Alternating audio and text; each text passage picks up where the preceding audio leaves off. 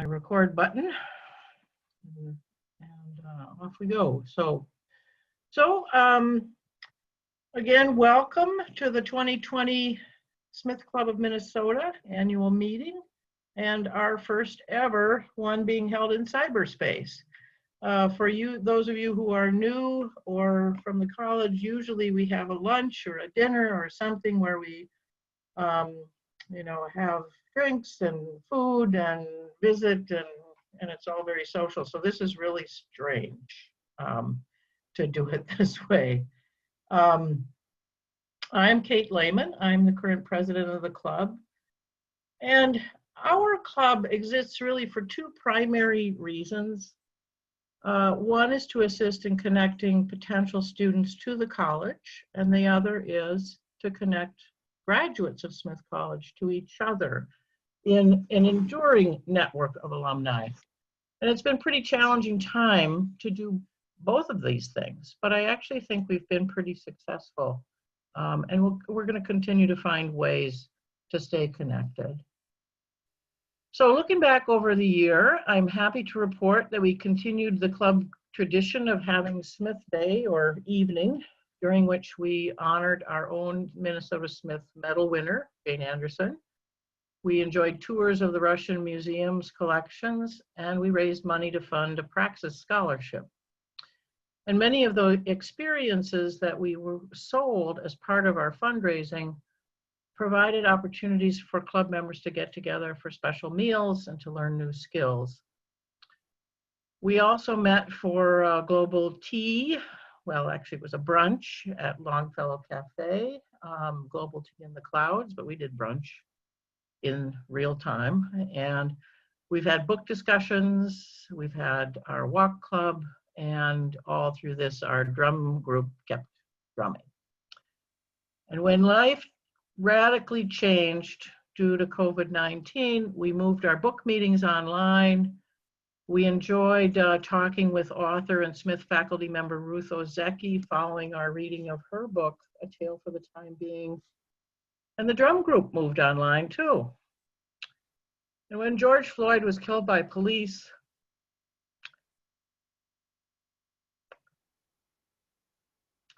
and a new awareness of how deeply rooted racism affects us all, we started tackling these issues by viewing the documentary Jim Crow of the North and talking about it via Zoom, of course.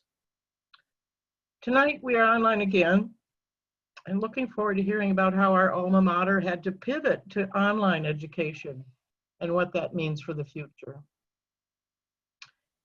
In looking ahead, I am going to propose that we have an ongoing series in which we give racism and anti-racism the kind of thoughtful attention that a group of smart, committed, and aware Smith alums are capable of.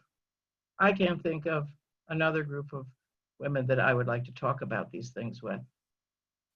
I welcome input into what we should include in this. We want to keep it focused and time sensitive and make it a time sensitive effort. But I am going to propose this as a year-long effort with discussions at about 6 to 8 week intervals. We're also going to try to reschedule some of those events that got sidelined that were part of either the Smith Day events or things we had planned when it seems prudent to do so. And those were, as I said, a couple of things that were part of the auction at last year's Smith Day. And we'll look for some opportunities to get together in some outdoor settings over the summer. And through all of this, the drum group keeps on drumming. And we will keep on drumming. In fact, we're looking forward to using an outdoor option next week. We will also have a Smith Day or evening. It's been a continuous tradition for over 85 years, and we can't stop that now. So we'll hear a little bit more about that in a few minutes. So we always welcome, whether through me or other members of the executive committee, we want you to share ideas for any and all events, and ideas on how we can support our alumni of all ages are encouraged.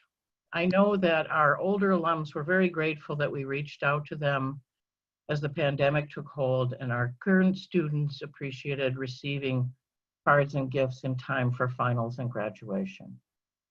I believe our alumni community can be a source of great comfort and inspiration, and I want to thank you for being part of it. And now we're going to move through our business piece here. We're going to start with, I'm very happy to introduce our Smith Day co-chairs, who will say just a little bit about how they're even thinking about that right now. Emily Beck and Justina Roberts. If you guys could go ahead and unmute. Sure, great. Yeah, well, we're excited to be co-chairs for Smith Day 2020. It's going to look a little different. It's going to be virtual. We're going to keep many of our Smith Day traditions alive. We're going to do auctions. We're going to do raffle. We'll do the Minnesota Medal winner, but we're going to try and keep it engaging. We're going to maybe throw a scavenger hunt in there. Kind of excited about that one, so keep it engaging and interesting as well. We haven't talked to the drum group. Glad you guys have been practicing, because we'd love it if you guys could make an appearance at Smith Day. And if anyone has any ideas for how if they've had any kind of online events they've been to and something was really successful, if you have suggestions, please let Emily and myself know. If you're interested in chairing a committee, that would be great too. So that's about it for now, and we'll share more details as we get them. Thank you. Thanks, Justina. I might have missed it. Are you guys still thinking late fall, or are we looking at early next year, or? I think we're still shooting for late fall. So maybe late September, October. That's the goal. Okay. Great, great. Thank you. Yep. Yeah, if you're interested in volunteering on any of to help out with any of the things that these guys are looking at doing, and especially if you've had experience doing one of these online deals, I think that would be really helpful. Yep. Thanks. Emily is going to report our fabulous AAC Evie Yao is back in China. And last I heard from her, she was still in quarantine. She had to quarantine for 2 weeks after getting there. So she hadn't even seen Henry at that point. So I assume she's been cleared and everything else, but I just want to say thank you to her once again. She did a great job. And Emily will share a little bit about some of the results of all the work the AAC's did this past year. Yeah, so this year was really great. I think the Smith Club of Minnesota always does a super great job with admissions, volunteering, and bringing in lots of super great new Smithies to campus. This year we had 61 applicants, 31 admitted students, and 14 enrolled students. And so something the college really cares a lot about is the yield, so the percentage of students who accept their offer of admission. So we're at 45% this year, which is, I think, like 10% higher than it was last year and way higher than it has been in the past few years. So really applause for Evie and the rest of her team for really doing a wonderful job. We have currently, I think, 53, or in the fall, we will have 53 current students from Minnesota at Smith or online at Smith. I'm not sure what the college will end up doing. So I think that Melanie will introduce our new acts a little bit later, but make sure that if you want to volunteer with them or make donations to help their efforts at recruiting and celebrating the current students, make sure that you do that, because the work they do is super fundamental to what we all do and what we're here for. So, thanks, Kate. Thanks, Emily.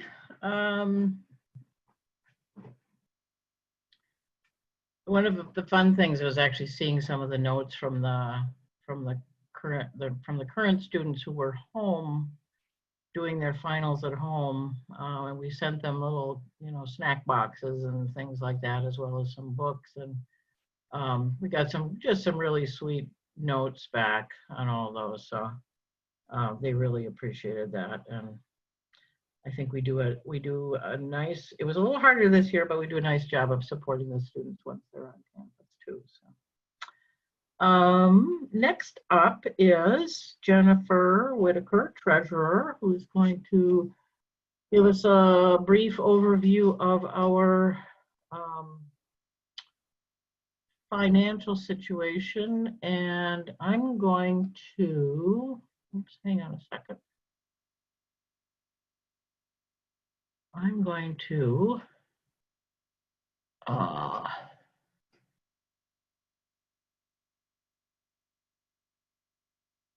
do this.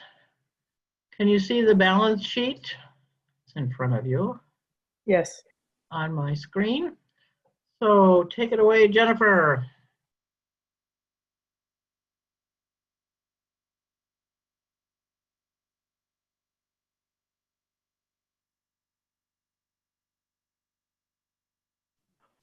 Jennifer, you might be muted.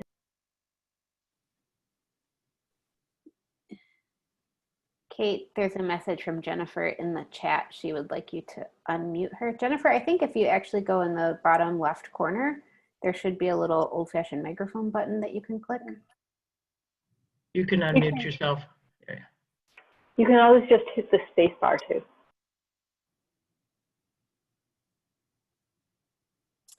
If it's a phone number, she may not be on her computer. I don't know if it's just a phone number, then maybe she needs it done for her. I don't know. Yeah, she said she's on a phone. Yeah. So. Yeah. Are you on a smartphone, Jennifer? Because if you are, if you touch this screen, there's a little mic in the bottom left corner and you can just push it to unmute yourself.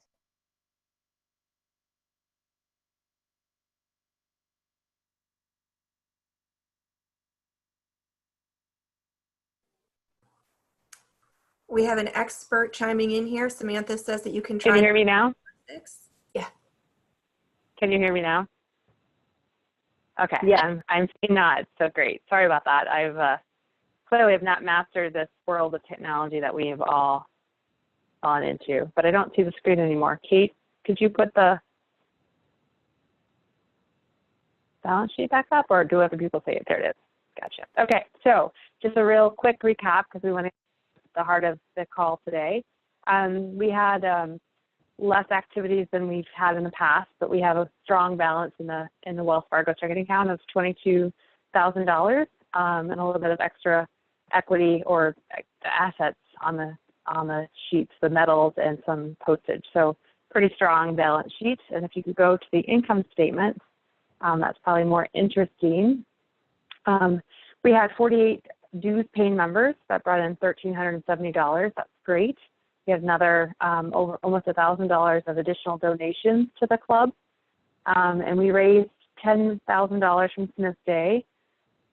Had a few programs, and then the Smith Day costs were just over $7,000. So we netted just under $3,000 for Smith Day, which is always our target, so we can make that Praxis scholarship with the funds raised from Smith Day. So we were just about that rate. And because we are virtual for this annual meeting, we actually have a surplus. We have a net income for an unusual time of almost $700. So this will go towards our future funds as well. And you know, the fiscal year starts July 1st. So all those who got your dues on time last year, feel free to pay dues again, and we'll have a good, strong health for this coming year, and hopefully can do another Praxis scholarship, as we have, I think, the last several years been able to do at least one with our funds. So thanks everyone for your help, and hopefully we'll have a strong year and get rid of this COVID.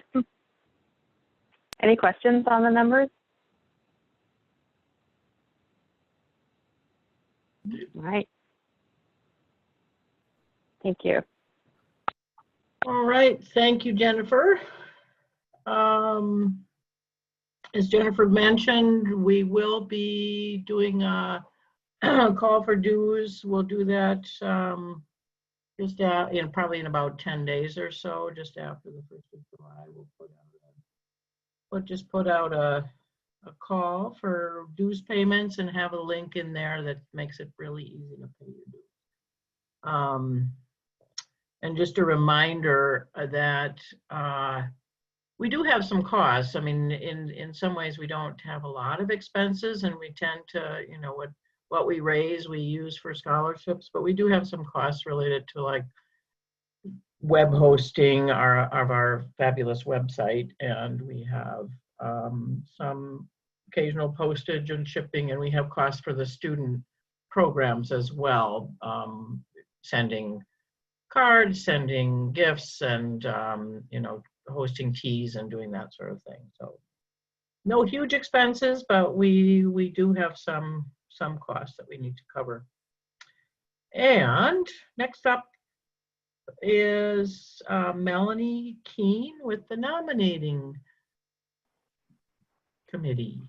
Hi. I hope I will speak intelligibly. Half of my mouth is numb from the dentist, which I didn't expect. But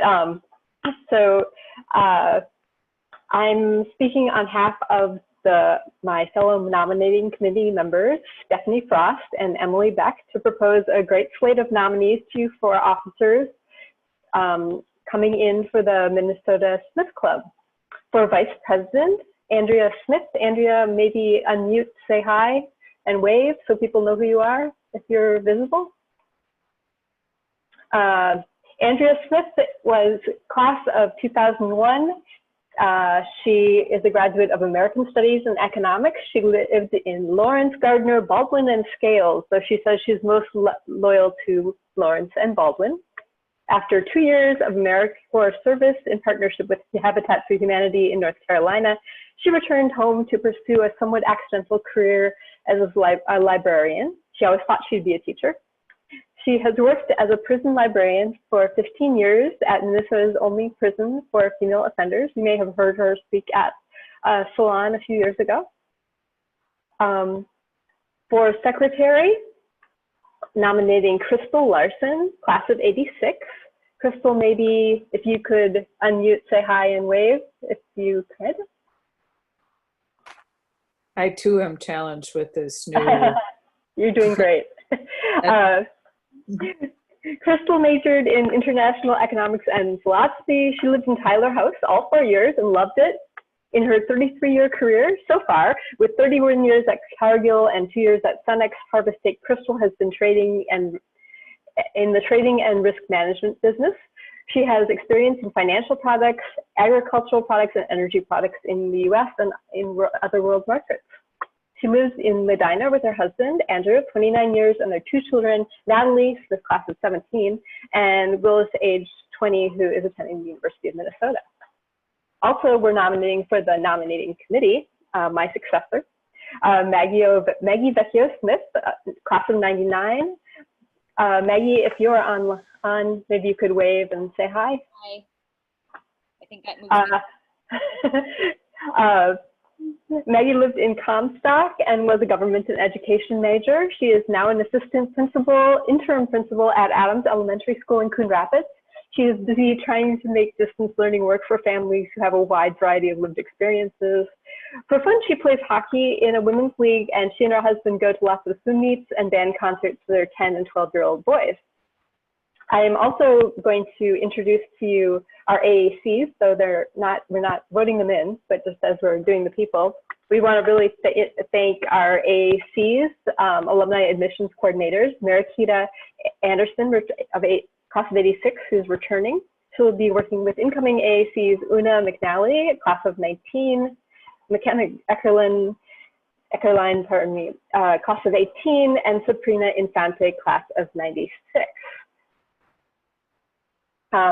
And so we're going to do something that is going to be an experiment. So everybody find your mute and unmute yourself. We're going to try and do a voice vote on Zoom. So if you can unmute, I'll give you just a second.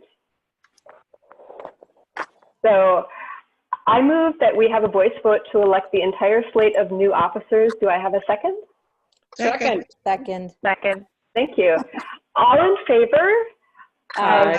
Aye. Thank you. And all. Aye.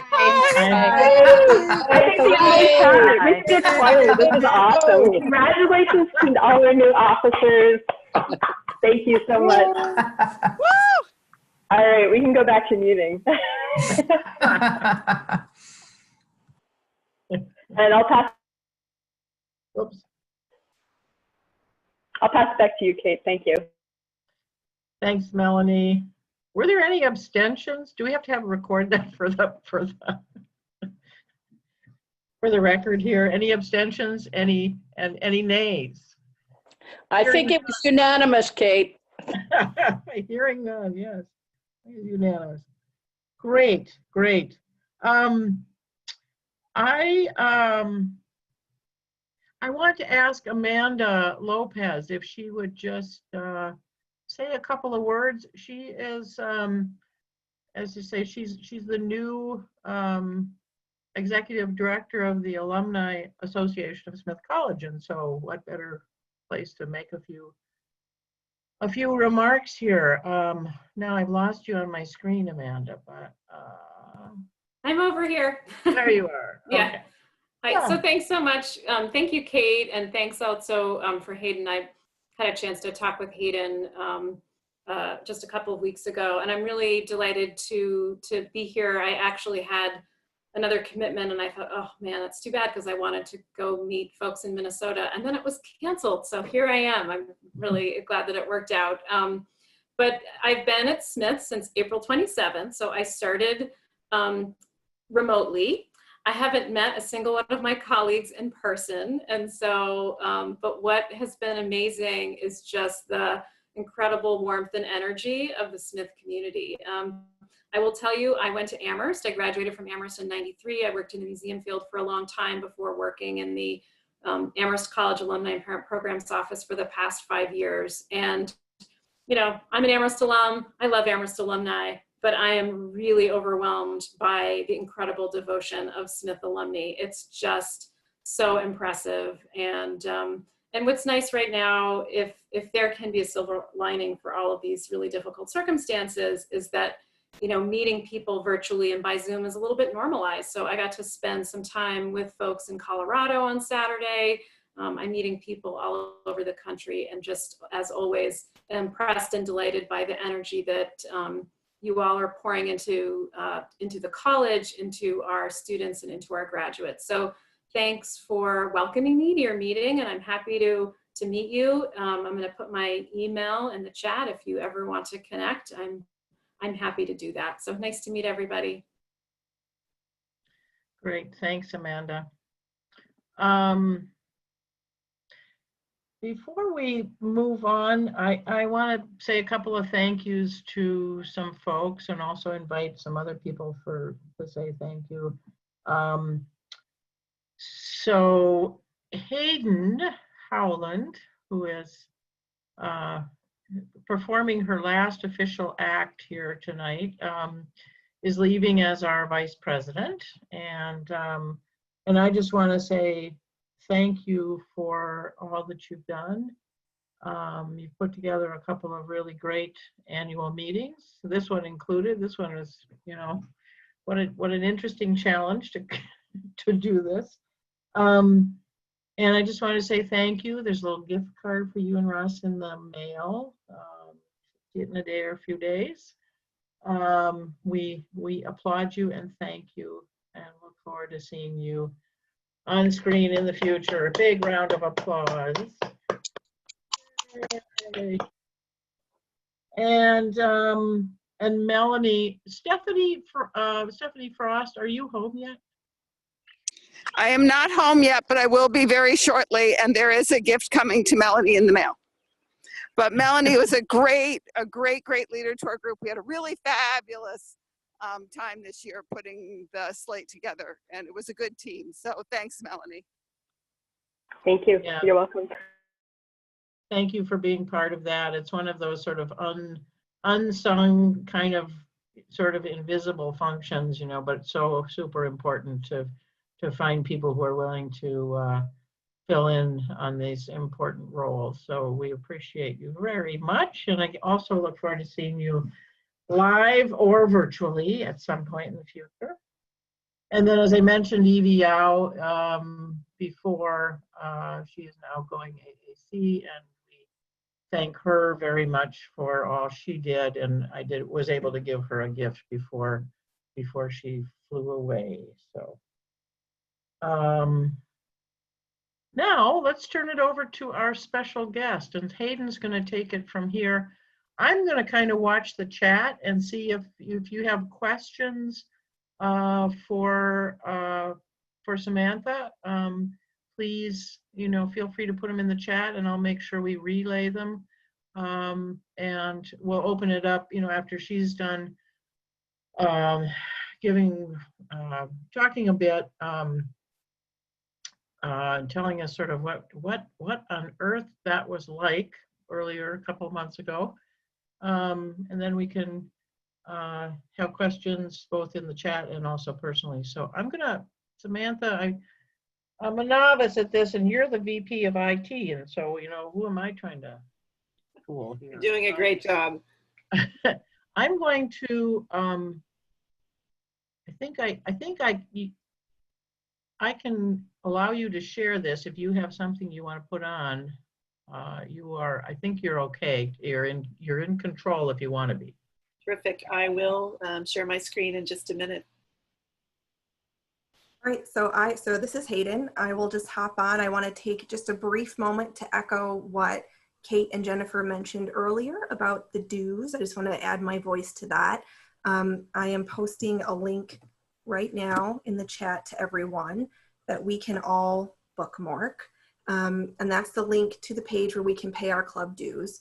So our club takes a tiered approach to dues. So there's a price of just $15 for younger alums and a top price of only $30 for our regular membership.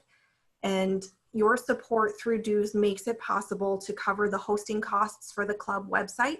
And I think we've all learned that digital and virtual connection is so important these days.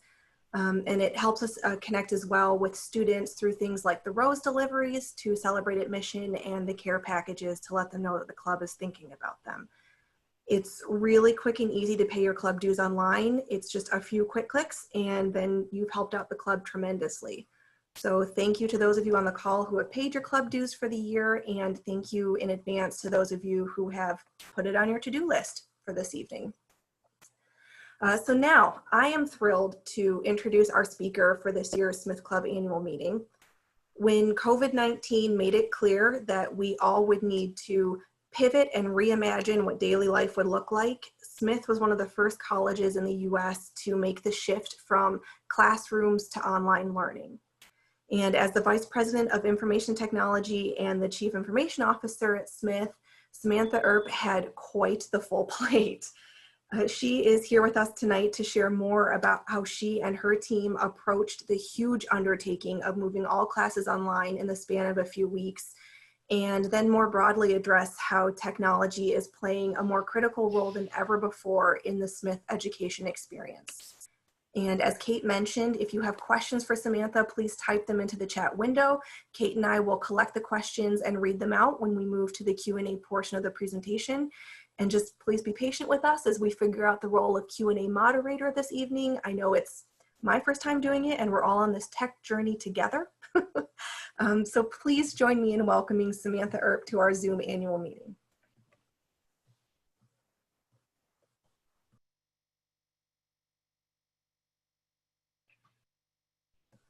Oh no, Samantha, are you frozen? Can you hear us?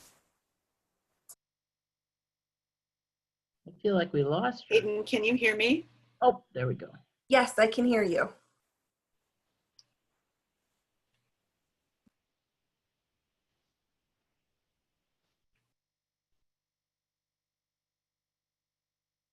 Hayden?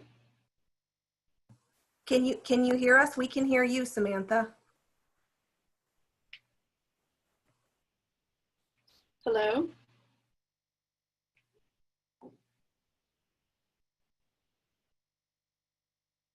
Great. All right. I am going to quickly turn off my video for just a moment and see if that helps. And Hayden, I'll watch the chat and let's see what happens.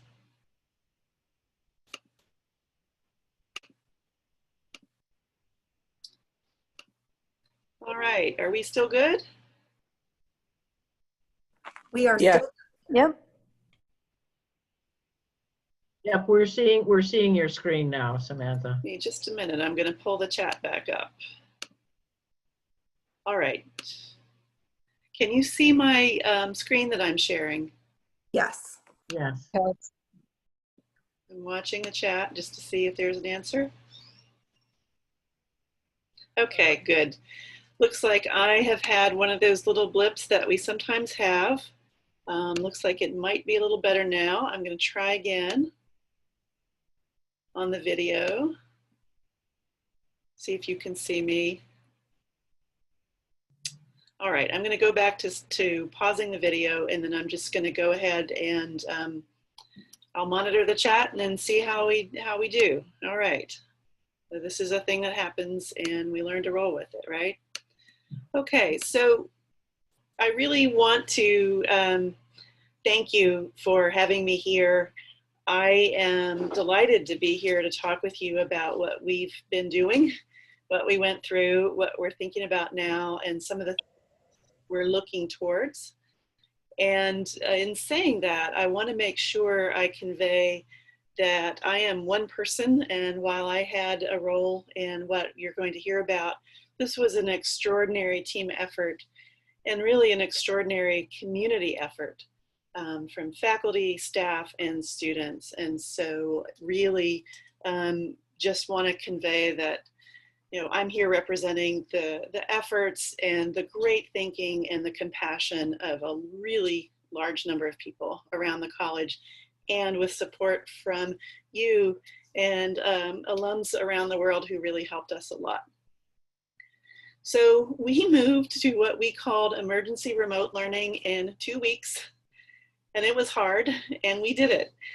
And the way we went about this is to really focus on a few core things that I'm going to talk to you about.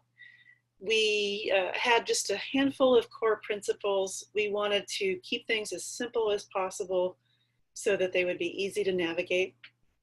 We did not want to start anything that was dramatically new, because we thought that would be disruptive to the students and the faculty. And we wanted to ensure that we were doing things that would help preserve the experience of the students. And so that's really what we focused on. And so we had a few tools that we used. Zoom is one of them. We worked intensively as a coordinated college community rather than individual groups sort of working in isolation. And we did a lot of outreach across the college. In normal times, we don't like to send a lot of emails to the community, but we did a lot of outreach just to make sure everybody was doing okay. We did surveys, and we checked in as much as we can, and I'm sure we could have done even more in spite of that. And so what we did was we quickly came up with a plan for a 2-week pivot, and the main feature of that plan was that we had an extended spring break. We went from 1 week to 2 weeks. We used that time to vet a plan with our faculty committees, and we have a group called the CERT, which is our COVID-19 incident response team, and we all worked together, and in doing so, got everybody ready. We launched from the ground up what we called a digital support program. So we had a brand new website. We rolled out training for faculty, staff, and students. We gave one-on-one consultations to faculty.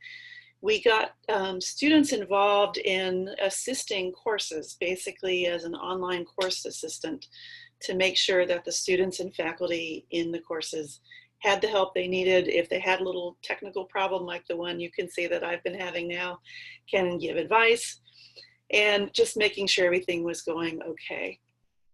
And then we developed a lot of guides for people, staff, some students and some faculty who would be working remotely, getting everybody set up. and with the tools they needed to stay in touch and to keep doing work to the fullest degree possible. And then finally, we loaned a lot of equipment. We really didn't want equipment to be a barrier for students especially, and in some cases for faculty and staff. So we shipped a lot of equipment around the country. We brought delivered equipment to folks, and we swapped out older equipment for things that were going to be more flexible. And so just to give you some of the numbers as of the end of April, around the time we were coming to the last day of classes, we had lots and lots of workshops. A third of the faculty had one-on-one consultations. We had 119 courses that had students helping as Zoom assistants. You can see here we loaned quite a few computers and a fair number of hotspots. And then we had a number of events for constituents around the college, all staff meetings, faculty meetings, and the like. So that's what we did. And I'm going to just try again to see if I can get my video to work, because I would love to be able to see you. And let's see if this will work. Or if I've still got slow internet here. All right, looks like I'm still in the internet slowdown. So I'm going to go back to the video only. And then we'll try again after I finish sharing. Could somebody just give me a little bit of feedback in the chat? Or am I still coming in okay? Since I can't see your faces. Awesome. Okay, thank you, Emily. Really appreciate it. I wish this were a setup for what I'm going to say next, but you will see in just a minute that it isn't. I'm going to leave my video on for a little bit if that's still working. So let me go back to, I'm going to go back to the full view of this. All right, so that's what we did. It's funny to see this all in one slide because it was an incredibly intense time period. We had people working, you know, every day, 7 days a week. There were many people who got their first weekend off after 5 weeks. Some people, it was a little bit longer than that. Really intense effort, really community-driven effort, and extraordinary commitment to the students who, you know, found themselves in this situation that they didn't ask for, and that was really hard in many ways. So a few things that we learned. We're resilient. We kind of thought we knew that about ourselves, but we hadn't been tested in the way that we have been now. And so for the most part, we really managed to move everyone effectively to remote. We called it emergency remote learning because we really didn't have a lot of prep time. And we adapted together as a community. And so some of the adaptations that we had to learn to live with were things like this exactly right now. So this is why this is kind of an ironic segue. We had many people, students, staff, and faculty who were not practiced in this mode of connecting with people. And so you learn to live with the occasional internet slowdowns, or I don't think this is the case for me right now, but I have a 15-year-old video gamer in my house, and we've learned to navigate who gets priority for the internet. And that happens for many folks. We also learned that in many cases, remote can work reasonably well or even great. And this was something that we found even in classes where you wouldn't think of technology as the mediation. We've had several faculty members who teach literature seminars who say, I would have never chosen to do this, but actually we've had really great discussions in classes. We also had a very large chemistry class that you wonder, how are you going to do this online? But they used a feature of Zoom called breakout rooms that allowed students to work in smaller groups and then come back into the larger general session and then have the benefit of that active learning mode. And that's thanks to incredible creativity from the faculty member, Kevin Shea in this case, as well as students who were willing to learn this new mode. And speaking of the students are such wonderful partners.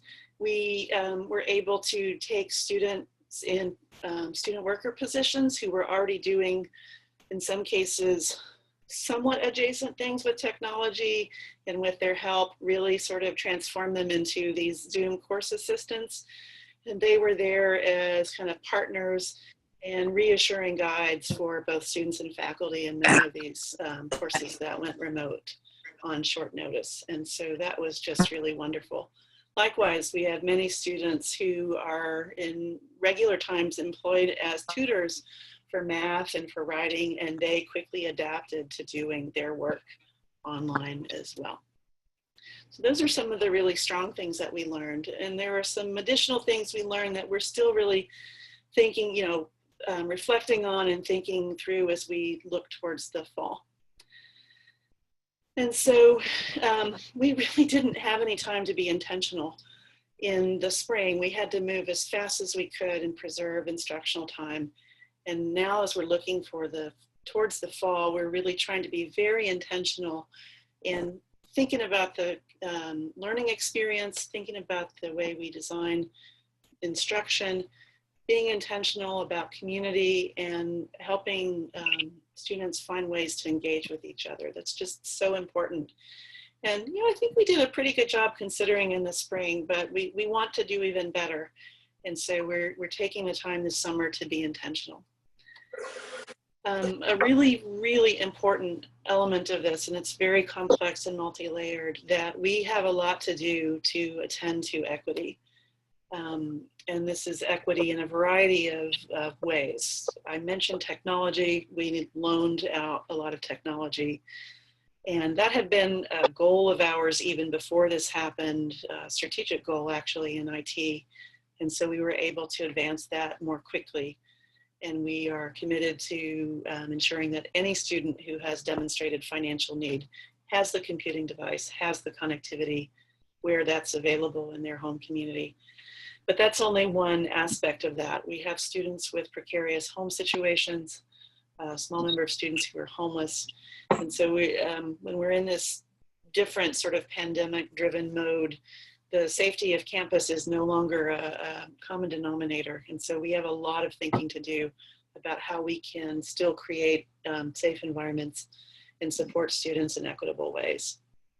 And then finally, you all know this, I can see this just from listening to you talk in a few short minutes at the beginning of your meeting. Community is precious, and we are now all distant from each other. And in many cases, we are in different time zones. I think we've got at least 3 time zones in this meeting alone. And when we think about the courses that students take during the semester, we're covering all the time zones when we're in remote mode. So we have to really think in new ways about how we connect our students together to classes, how we connect them to campus life activities, and how we support them in staying connected to each other. So the only interaction is not just the structured time that they have in a class session or in a meeting or in a virtual office hour with their faculty member. So all of these are things that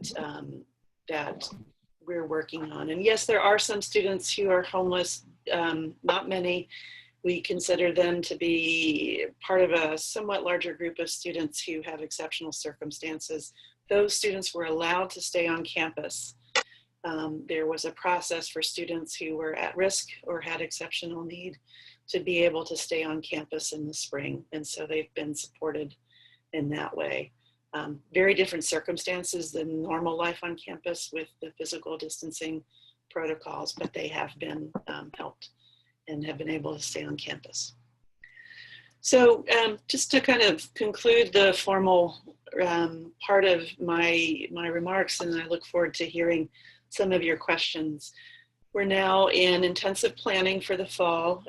Not yet ready to announce fully exactly what that is, but given where we all are now, I think it's fairly likely that we'll have some combination of remote and on campus. That's where many of our peer institutions have been who have announced ahead of us. And we'll be communicating our decision for the fall in early July. And as we think about that, there are really sort of 3 takeaways I wanted to leave with you to kind of prompt our discussion. One of them is very practical, but it's turned out to be fairly profound. And that's that some of the techniques that we're using here right now, or similar kinds of tools that a few faculty and students have been using in courses turn out to be pretty cool and pretty helpful in learning, and will be things that faculty and students will want to continue even when we're past the worst of the pandemic phase. And so there are techniques for staying connected that I think have been made visible much more clearly on campus. So that's thing number one. Thing number two, I just want to emphasize again the equity and inclusivity concerns, and then connecting to a theme I heard, Kate, you mentioned at the beginning, layering in racial justice considerations there, thinking about all of those in the experience of the students when we are in this hybrid mode of a lot of online activity and potentially some students coming back to campus in the fall, depending on the decisions the college makes. And then the final one, I think, is an obvious one, but it's also a philosophical consideration, and that's really what it means to live in community in a digital world. And that's something we're thinking about much more intentionally now. And we all hope that at some point in the not too distant future, there will be a vaccine. We will have ways of having everybody be in the locations they want to be in, whether that's on campus, whether that's study abroad, whether that's internships. But we're learning a lot more about community and ways of sustaining it in the digital sphere. And we're also learning about the importance of being intentional about equity in the digital sphere. And so that, I think, will drive very fruitful conversation and planning and dialogue and learning and research in the months and years to come, even on that happy day when we're able to have everybody back to campus normally. And so with that, I'm going to conclude my formal remarks. I'm going to stop sharing my screen in hopes that I will be able to see all of you if my screen is going to allow that, and would be happy to take any questions. And Hayden and Kate, I will follow your lead on how you would like the order in which you would like to take those.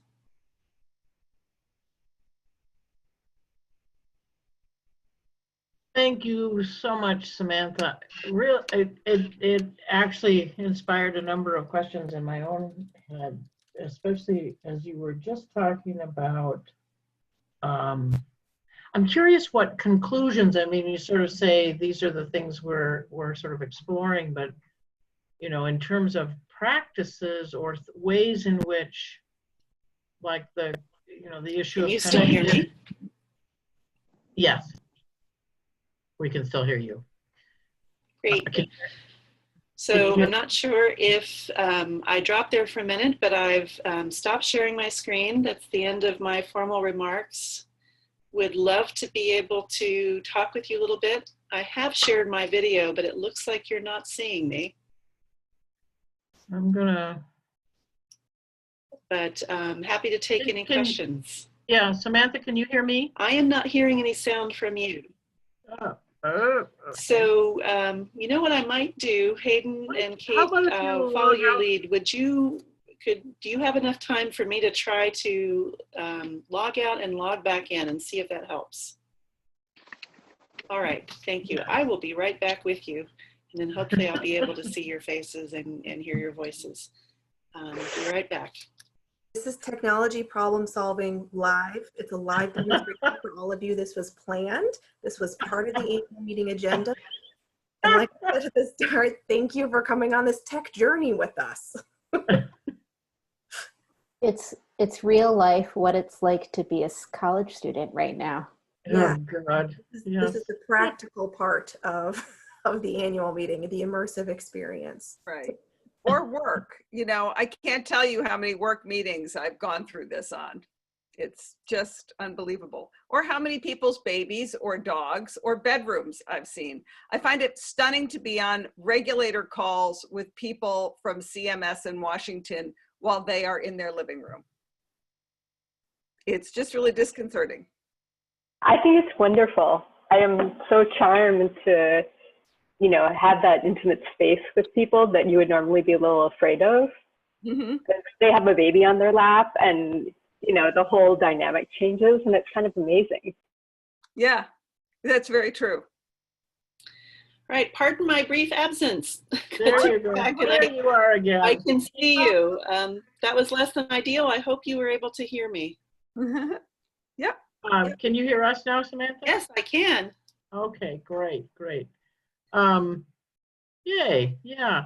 So what I was gonna say was the last part of your conversation there, your talk about some of the things things that you're exploring. I'm sort of curious about, have you come to any conclusions about things that you actually can be implemented, that are about increasing connectivity or the whole equity piece? I mean, besides furnishing equipment kinds of things. Right. I mean, how is this actually being, these things applied, I guess. Right. So I would say a couple of things that are clear right now, and then a couple more things that the faculty are discussing, and this is, faculty really have ownership a lot of this. We've had some real trailblazers in the faculty for a while who have been using Zoom, for example. In fact, we've had Zoom at the college for over 2 years because of faculty interest in connecting students on campus to experts around the world. So we've had Nobel Prize winners talk to students in biology classes through Zoom. We've had, prize-winning authors engaged with students in literature classes. And so those were fairly contained examples. And now that we have more awareness of these tools and more versatility within the faculty, there's a larger conversation about how, again, when we have a vaccine and students are back on campus, those things shouldn't go away. This increases the horizons of students and allows people with the expertise in their fields of study to connect to them. And there's a wonderful quote from a student in Michael Baresi's class. He's the one who brought a Nobel Prize winner into his class, that the student for the first time could see herself as a scientist, listening to the speaker talk, and could really start to draw the connection between the study in her class, which sometimes felt tedious, and the practice of science, right? So I think there were some faculty who were doing this, but I think the visibility and, to be honest, the practice, our faculty are now practiced at Zoom, and they weren't, generally speaking, the middle of March. And they now have that confidence in themselves and are thinking creatively about how to use this. So I'd say that's one thing. Another thing is, and this is more variable, my team ran a faculty learning community last year for face-to-face classes, but how tools could increase participation and equity in face-to-face classes. So I'll give you an example of Professor Jen Mikowski, who's a media studies professor.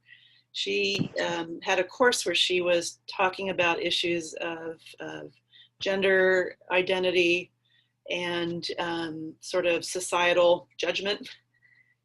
And they were really sort of complex topics. Liz Pryor, professor of history, is another faculty member who did this. And they used a polling tool. We're not using that today, but they used a polling tool for students to ask questions anonymously in the face-to-face class, and getting more participation, and students felt a greater sense of safety. And she felt, they both felt like their students were more able to express themselves. They felt safer in many of the cases of some particularly challenging topics. And you wouldn't have necessarily thought that if you're sitting in Seeley Hall or Stoddard Hall or Wright Hall, with 20 students, that you would need to use a tool for people to submit questions anonymously. But in fact, in some cases, it really helps expand the dialogue and brings in perspectives that otherwise might not come out because of students' fear of self-disclosure or feelings of safety. So those are examples of things our faculty were already doing, but those techniques are now becoming more broadly known and adopted by a much greater proportion of the faculty in the courses. I'm not looking at the chat, but I'm sure there are questions there. Yep, so we have a question from Melanie, sort of in that same vein. Can you speak to how you and your team are approaching building community for the incoming new students this year, now that we are operating in a much more virtual environment? Sure. I'll give you a starting point. I will tell you that this has great leadership from two parts of the college. So many of you, I'm sure, know Audrey Smith and her team in admission, Deanna Dixon in admission, and then also thinking about this with the folks in Campus Life and Res Life. So they are planning, they've already had several webinars like this with the president and guests from faculty. Yeah, I love Audrey too. She's a wonderful colleague. Faculty guests and student and staff guests, sort of talking with prospective students first, admitted students then with their parents, and just having really open dialogue about some of the things we're talking about here, what we've been struggling with, what we've done to try to compensate and get beyond our circumstances, and have access. Like, President McCartney was on these couple of webinars for parents who were able to engage with her directly. And so those have been very well received. I think there will be more of those, but what I also think we'll see more of as we get closer to the fall is student leaders stepping forward, hosting gatherings, not so much the staff leadership of the college, but really students connecting and thinking together about what they would like to see, and then getting support from the college for that. That's a work in progress that will continue through the summer, but those are the kinds of things that as a leadership team we're thinking about right now. Is there, I just have to ask, has there been any decision about return to campus yet? Not yet. We will announce in early July, which either means, I think, means probably just before the 4th of July or just after the 4th of July. We're still gathering a lot of information and trying to do the right thing, kind of balancing the timing. There are many schools that are announcing now. Middlebury has announced, Bowdoin has announced, big universities, Harvard and Yale, Tufts have all announced, but I think we'll be in the early July timeframe. So there's a question from Emily Back who asks about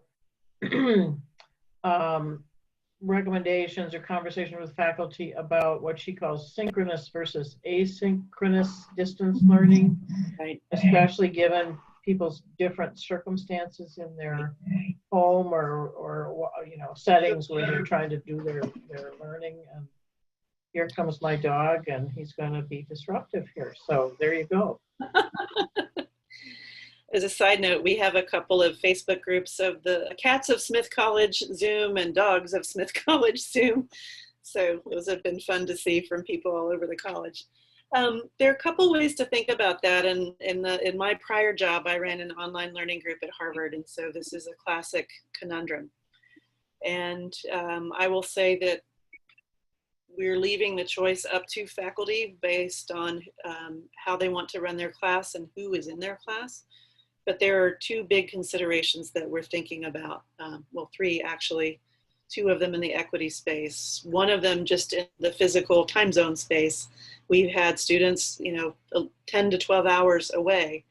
It's not really healthy for them to be trying to attend courses at 4 in the morning their time, right? And so on the equity side, we have students who don't have a private space in their home, right? Or maybe we loan them a computer, but maybe they grew up in a place like I did, which is out in the sticks in the mountains of Appalachia.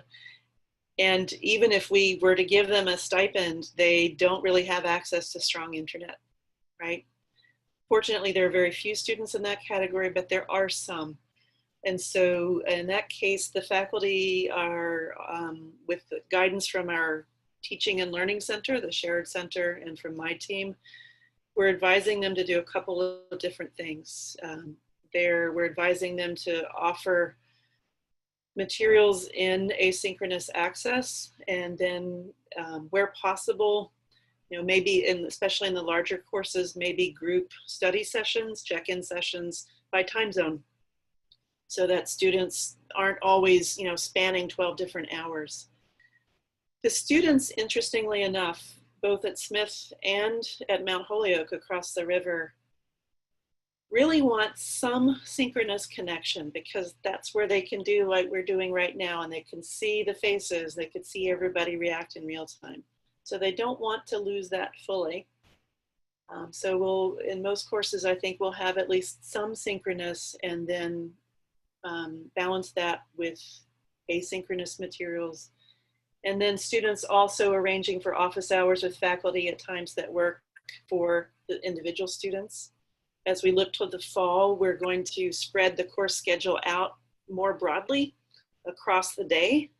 So there might be faculty, for example, who would offer a course at 7 o'clock in the evening. So that's 7 a.m. in China, right? So it's a little more palatable than in the middle of the night, which is what some students had to deal with last spring. That said, there's no perfect solution. And so the most important thing that we're trying to do is to connect with the students early. They'll likely be registering again in August with updated course preferences, and then just getting a sense of what works for them. And I want to give a shout out to our institutional research office, because they really help us do a great job connecting with the students. Yeah, Barbara Lindecki, one of our alums, says, makes a comment that it would be good to ask the first year students, because they're coming out of having done this, finishing their high school experiences online, and would know better. They probably have a more realistic assessment of what works and what doesn't for each of them. So it's kind of a conversation there is with them, but that decision is ahead of us in terms of the students who'll be on campus or online, but it's a really important question. Yeah, and thank you for noting the thing about the broadband access or the connectivity, because it's certainly an issue. It's an issue in this state. You know, we have parts of the state where there is no broadband access, and it really is makes it difficult for people to get some of the services that the rest of us, you know, sort of assume are there. So we handled that in a couple of different ways. Where there was at least a cell phone signal, we mailed a lot of hotspots. Now that's not great broadband, but it's something, right? And then we also, for some students with financial need, we helped them increase their home internet subscription. Sometimes there were students and families that really could only afford the most basic kind of internet connections, and we gave them stipends so that they could arrange, you know, even in some cases, $50 a month makes a difference, so that and oftentimes they were sharing their internet connection with siblings who are also in school. Right. And both of those mechanisms will continue in the fall. And I think we connected with most students who needed that. I think we're trying to do an even better job in the fall now that faculty and advisors know to check for that when students might not be showing up, right? There are a variety of reasons why a student may not show up for class when it's virtual, but connectivity is one of them. And we learned that there was an anecdote about a student who was leaving her house in LA to go basically lurk outside a Starbucks at a safe time, so that she could use the wireless there and could check in on her assignments and could, you know, download on her phone some of the readings. So I think we know more of the signals to look out for there, and can do an even better job. Samantha, we have a question from Margaret, who wants to know if programs like the academic tutoring and the writing program continued to operate during this past semester, and if so, how did that work? Absolutely, they did, and they all moved online. So Zoom office hours, tutoring sessions, definitely math tutors, writing tutors, there's some language tutors, and then there's some private tutoring arrangements. All of those continued. The connections worked well by Zoom, but one of the other things that I think was challenging for everyone involved, and especially students, is, and I'm not sure I have the right words for this, but you may have experienced this as well. When you're in this sort of crisis situation, you prioritize differently what you spend your time on. And it can be tiring to spend all day on Zoom, right? And so anecdotally, our advising colleagues noticed that fewer students were pursuing advising, right? They had to be kind of invited in, and teachers would notice that they weren't maybe doing as well. And where students would have just walked by the particular tutoring location on campus, they weren't, not all of them were making the effort to get the help that was available to them. So our colleagues in the class dean's office have spent a lot of time thinking about this, are working with the Jacobson Center, the Spinelli Center, you know, Writing and Quantitative Skills Center, to make it really easy for students to find them and just on the spur of the moment to get help, not necessarily to have appointments. So that's in progress also this summer, but it's a real concern as students are managing the extra overhead of the virtual experience, and some of them were just not seeking out the help that was there. You know, that kind of leads into another comment, and I don't know if, I think Crystal left, but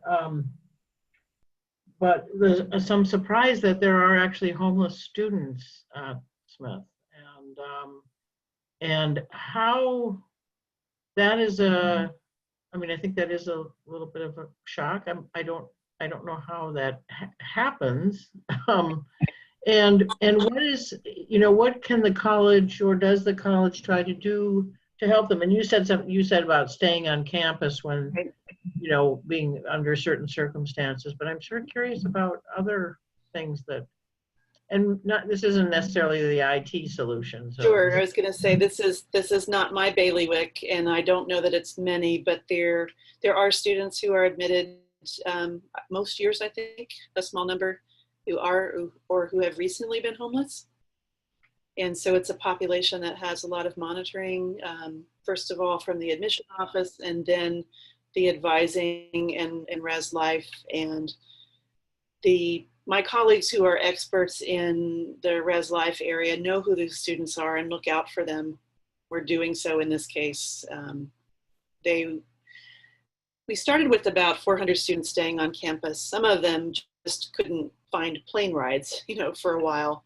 Eventually we got down to a couple hundred, and I think we're somewhat under that now. And the students who have stayed with us are a combination of students who, very small number who would otherwise be homeless, a small number who don't feel safe returning to their official home, and then a number of international students who didn't want to leave the country because they were afraid they couldn't get back, right?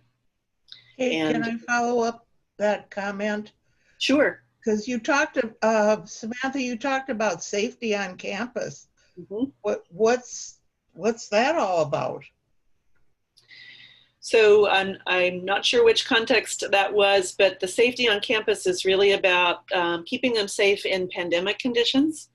So physical distancing, you know, extra cleaning and protocols from the facility staff, wearing masks, not having parties and the social gatherings that students love. You know, Friday nights in the campus center, those are temporarily on hold, those kinds of things. And certainly not traveling on the public transportation over to UMass, right? Everybody likes to go over to UMass and check out their dining services there, and, you know, eat at restaurants in Northampton and Amherst. So a lot of it is just sort of the temporary sort of narrowing of the social life, right? And so it's what we're all experiencing, and they're experiencing it on campus too. I didn't mean to imply anything other than that. It's really just pandemic public health safety guidelines. Yeah. They're very well cared for. There is a core staff, Res Life, facilities, dining, preparing takeout meals for them. and they're still with us. And I know that, just to answer Kate's question about homeless students, so I know from the K-12 education perspective, students who are legally homeless, it's often that they are double or triple bunking up with multiple families. So you might have 2 or 3 families living in an apartment or a small home. So it's not our vision of homeless as living, outside necessarily. At least in Minnesota, the vast majority of we have a number of homeless students at my school, and they all technically have somewhere where they are living, but it might be in a shelter, one of those long stay apartments, or they're bunking up.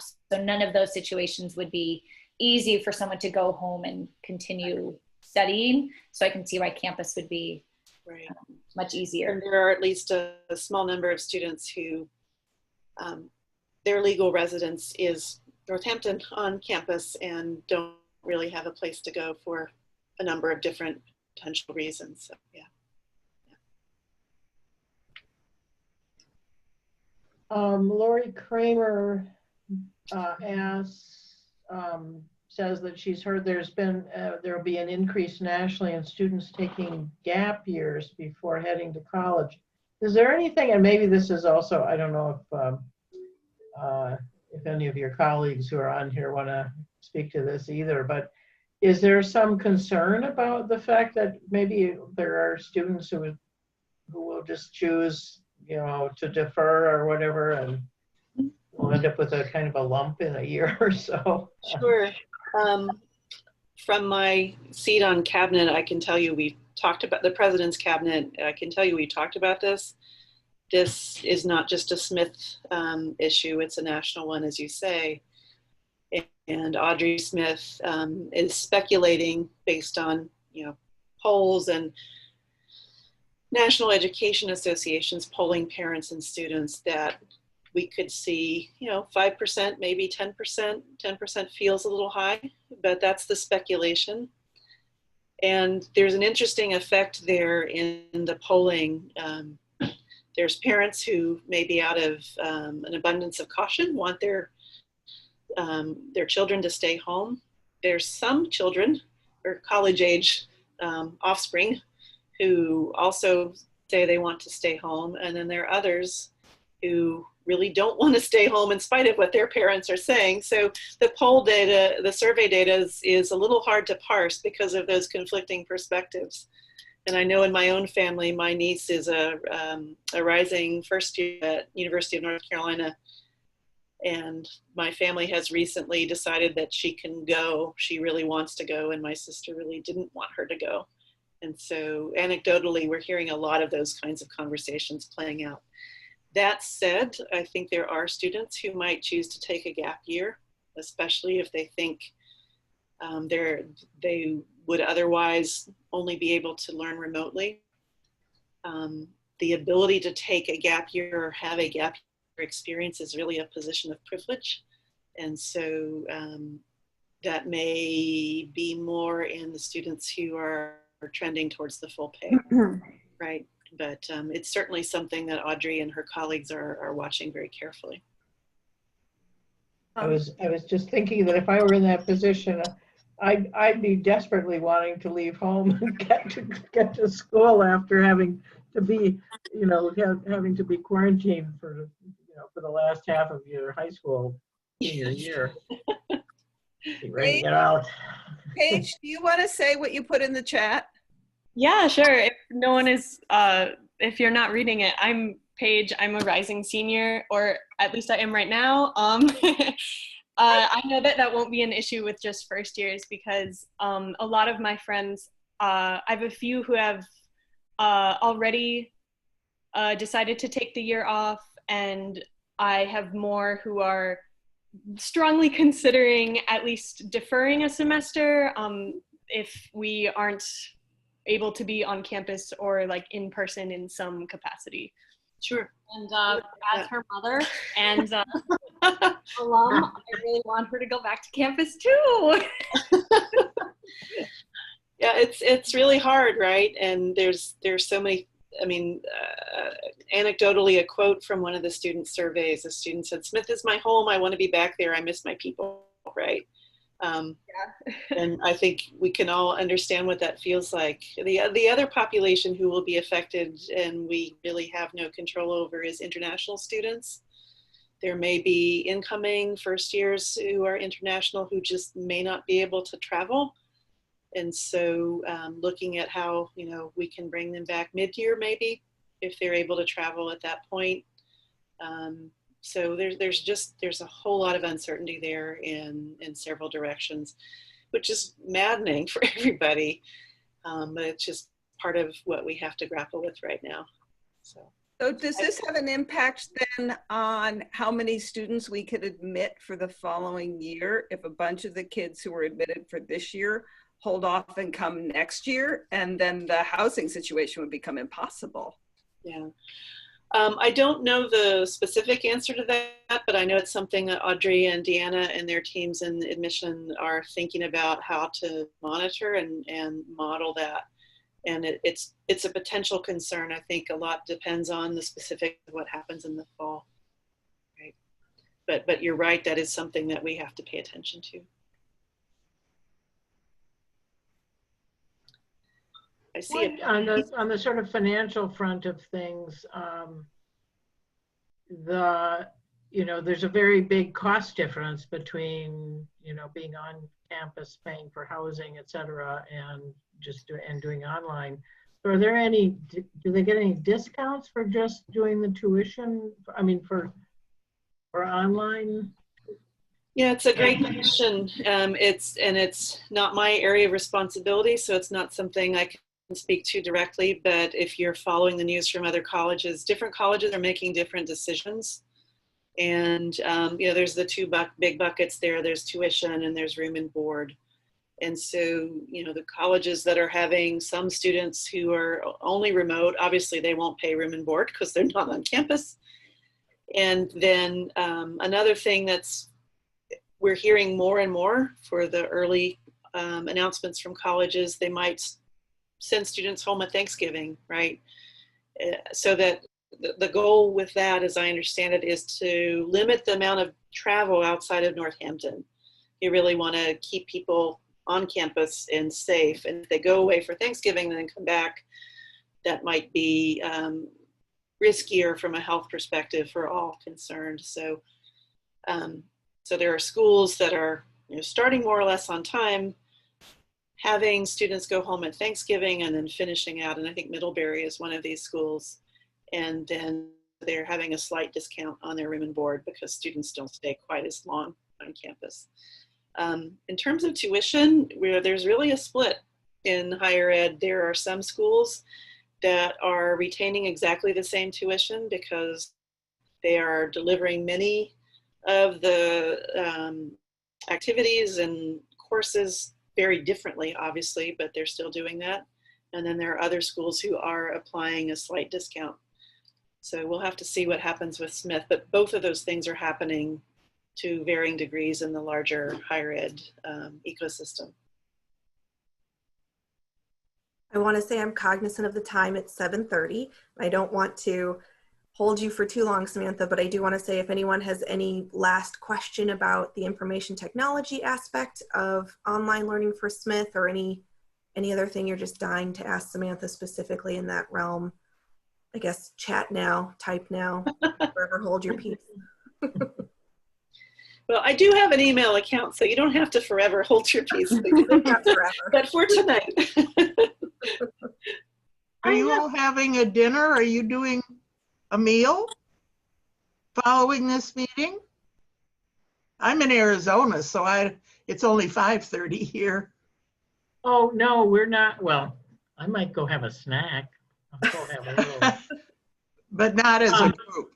Not as a group. No, we're all virtual here, Nancy.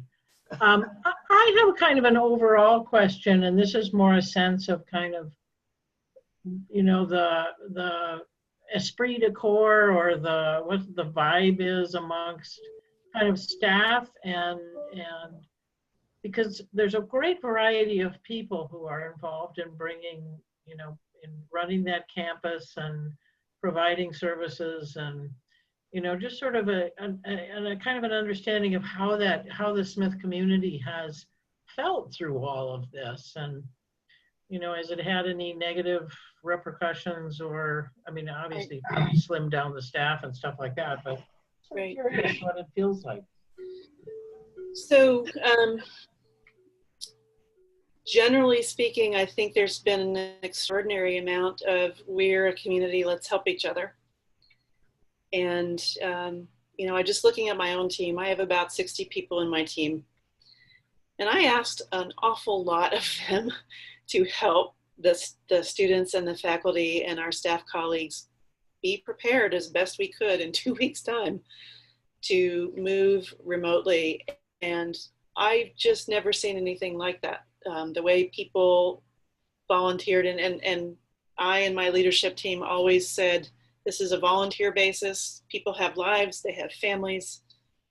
Do what you can, but you need to take care of yourself. And people did, and yet they still volunteered in many ways. And certainly the faculty, the efforts they went to make sure their students were okay and follow up with them. Likewise, all the advising staff. So I think the main theme I would highlight here is one of extraordinary commitment to community. That said, and I'm sure that you've experienced this as well, this has been going on for a while and people get tired, and we're also talking about how we can rest. Like I really asked most of my team to try to take at least a week off in June, knowing that July and August and then the fall, I mean, more than a week if they can, but really encouraging people to rest. The provost strongly encouraged the faculty to, you know, take downtime and you know, really give themselves time to recover, and same on the staff side. The financial situation is daunting, and I think there are some concerns there. But all that said, it's pretty extraordinary that we have the esprit de corps that we do have.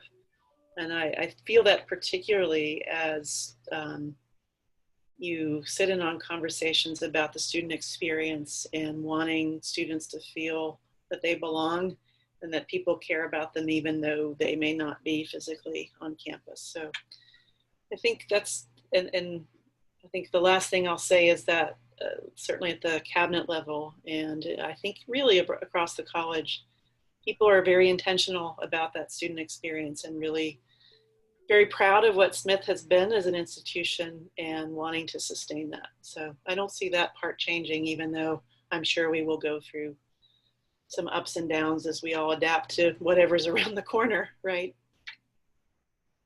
Well, thank you so much for being here with us tonight, Samantha. I think that's a wonderful note to end on. And I'll just say that it was great to hear from you when COVID-19 kind of flipped everything upside down for us, and we realized we had to approach our lives differently and our annual meeting differently. We didn't want to make the focus the big, bad, scary, you know, the world and what's going on, but let's apply some Smith spirit to this, and how do we tackle these challenges and bring fresh, new, dynamic perspectives to things to, you know, think outside the box and make our lives a little bit easier and a little bit better. And so it's just been really fascinating to hear from you tonight talk about just that.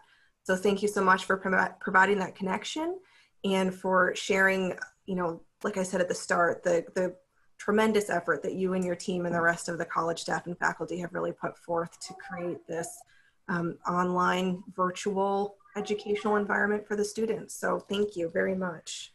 Thank you so much for having me. I really appreciate it.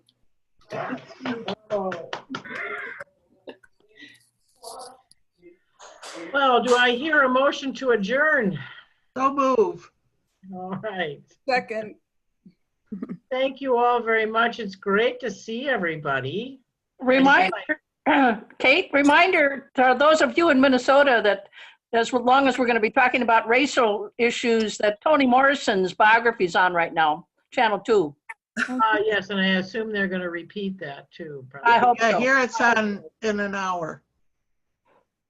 Okay. So, yeah, so we will be back. So on sort of tagging on that, you know, anybody who has ideas, wants to give feedback, whatever, You know, it's easy to remember, president@smithclubmn.org. Here I am. You go on the website, you can connect. Thanks, anytime. Kate. And we'll be back at you soon with some new activities and things like that. So Bye, all. bye. Hi, Nancy. All right, thanks so much. Bye. Bye, thank you. Have a good evening. Hi, Arwen. I see you, Arwen. You ran away there and you're running away here too. She wanted to show her rocks, but now she's shy. Well, we'd love to see them. You want Yeah. to show? Oh, Hey, Maggie. Don't forget to hit stop recording. right. I'll do that.